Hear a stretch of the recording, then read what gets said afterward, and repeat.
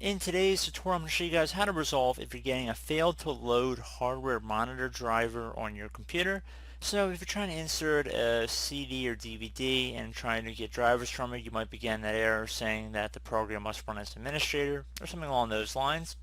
So I'm going to go through a couple of different ways of how to hopefully resolve the problem. So we're going to start by what I think to be one of the easier ways, and that would be to open up the Start menu. Just left click on the Start button one time.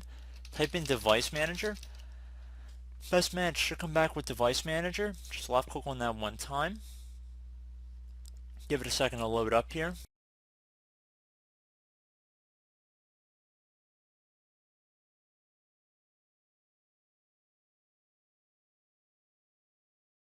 And now you want to expand the display adapters, either double click on it or left click on the little arrow next to it.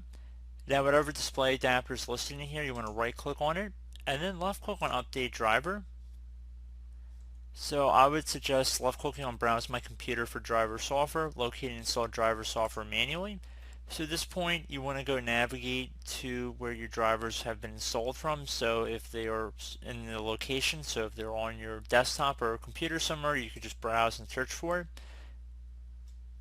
And you could also search from a list of available drivers for your computer. So if you selected that, you can go through the prompts here, and you can select have disk, whatnot. So pretty straightforward for that end. Another thing you can try to do would be to go online and manually install the driver updates. Typically most manufacturers for drivers will actually have an automatic tool that will download and install it for you, so you don't actually even have to go through this process. So if this isn't working for you, you can try that. Another thing you could try would be to temporarily disable driver signature enforcement. So what driver signature enforcement is, it's basically a safeguard to prevent your computer from installing potentially broken or incorrect drivers that could create some discrepancies in your system. Generally, this is more of a safeguard. I personally can take it either way. I would personally suggest after you install the drivers, turn it back on, and I'm going to have both commands in the description of the video. So in order to run that, you just would open up Start menu, type in CMD. Best match will come back with command prompt. You want to right click on it and then left click on Run as Administrator. If you receive a user account control prompt, left click on Yes. So like I said, I'm going to have two commands in the description. The first one, you just want to copy it out of it and then go up to the top bar of this command prompt, right click one time, left click Edit, and then left click on Paste. Once you paste it in, it should say the operation completed successfully.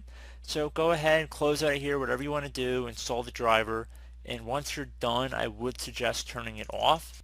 So I have this other command, I'm going to just copy it out of my description, go up to the top bar, right click, edit, paste, make sure it runs successfully, and that would basically just turn it off. So however you want to do it's fine with me, but I do hope this was able to address your problem. And as always, thank you for watching, and I do look forward to catching you all in the next tutorial. Goodbye.